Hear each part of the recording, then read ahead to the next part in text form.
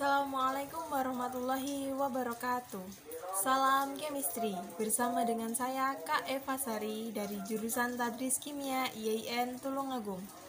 Sahabat kimia, video kita kali ini akan membahas materi laju reaksi. Apa itu laju reaksi? Sudah tahu belum materi laju reaksi? Nah, kalau belum tahu, mari kita bahas bersama-sama. Oke teman-teman, pertama kita akan membahas mengenai pengertian laju reaksi. Laju reaksi adalah perubahan konsentrasi tiap satuan waktu. Adapun faktor-faktor yang mempengaruhi laju reaksi. Yang pertama, konsentrasi reaktan. Semakin tinggi konsentrasi reaktan, maka semakin banyak jumlah partikel reaktan yang bertumbukan, sehingga semakin tinggi frekuensi terjadinya tumbukan dan lajunya akan semakin meningkat. Yang kedua, ada luas permukaan bidang sentuh. Suatu zat akan bereaksi apabila bercampur dan bertumbukan. Padatan berbentuk serbuk halus memiliki luas permukaan bidang sentuh yang besar daripada padatan berbentuk lempeng ataupun butiran. Semakin besar permukaan bidang sentuh atau sama dengan semakin kecil partikel, maka frekuensi tumbukan akan semakin tinggi, sehingga reaksi akan berlangsung lebih cepat. Laju reaksi berbanding lurus dengan luas permukaan bidang sentuh. Yang ketiga, suhu. Dengan naiknya suhu, akan banyak partikel memiliki energi kinetik di atas energi aktivasi. Maka molekul tersebut bergerak lebih cepat, sehingga kemungkinan lebih besar terjadinya tabrakan antar molekul zat bereaksi.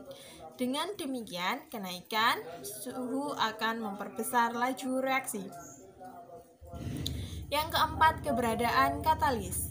Katalis adalah zat yang dapat mempercepat laju reaksi, akan tetapi tidak mengalami perubahan kimia secara permanen. Katalis menyediakan jalur alternatif reaksi dengan energi aktivasi yang lebih rendah dibandingkan jalur reaksi tanpa katalis, sehingga dengan adanya katalis membantu reaksi agar berjalan dengan lebih cepat. Untuk lebih lengkapnya, kita akan membahas hukum laju reaksi. Untuk reaksi A ditambah B menjadi C ditambah D, maka akan berlaku hukum laju reaksi V sama dengan K dikali A pangkat X dan B pangkat Y, di mana V merupakan laju reaksi, K tetapan laju, A dan B konsentrasi pereaksi, X dan Y merupakan orde reaksi. Nah, orde reaksi sendiri adalah pengaruh konsentrasi pereaksi terhadap laju reaksi. Misalkan, kita memiliki 3 reaksi. Untuk reaksi yang pertama merupakan reaksi orde 0, reaksi yang kedua merupakan reaksi orde 1, dan reaksi yang ketiga merupakan reaksi orde 2. Jika masing-masing konsentrasi pereaksi dinaikkan 2 kali, maka pada reaksi 1 tidak akan terjadi perubahan laju reaksi. Hal ini dikarenakan laju reaksi tidak akan dipengaruhi oleh konsentrasi pada reaksi orde 0. Jadi, apabila kita tambahkan konsentrasinya 2, 3, atau 4 kali lipat, sekalipun tidak akan merubah laju reaksi sama sekali. Pada reaksi orde 1, pengaruh konsentrasi pereaksi terhadap laju reaksi adalah 1 kali lipat. Jika kita menambahkan konsentrasi pereaksi sebanyak 2 kali lipat, maka laju reaksi akan naik 2 kali lipat.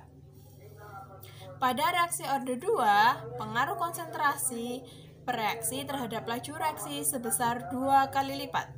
Jika kita tambahkan pereaksi sebanyak 2 kali lipat, maka laju reaksi akan naik sebesar 4 kali lipat. Jika kita tambahkan pereaksi 3 kali lipat, maka laju reaksi akan naik sebesar 9 kali lipat. Sekarang, bagaimana kita dapat menentukan orde reaksi? Nah, untuk menentukan orde reaksi ada 2 cara. Yang pertama, jika reaksinya elementer, maka orde reaksi sama dengan koefisien reaksi. Contohnya pada soal berikut. Reaksi pada NO2 berikut merupakan reaksi elementer. 2NO2 menjadi NO plus O. Maka berlaku hukum laju reaksi V sama dengan K dikali NO2 pangkat 2. Pangkat 2 di sana merupakan order reaksi dari NO2 karena 2 menentukan koefisien reaksi dari NO2.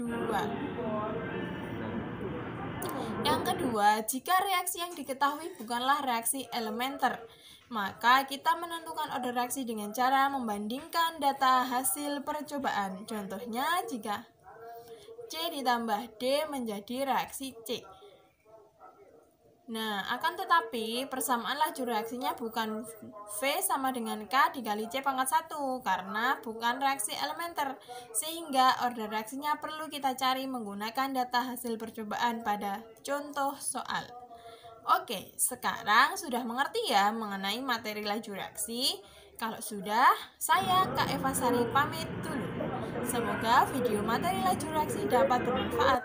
Salam chemistry. Terima kasih dan wassalamualaikum warahmatullahi wabarakatuh.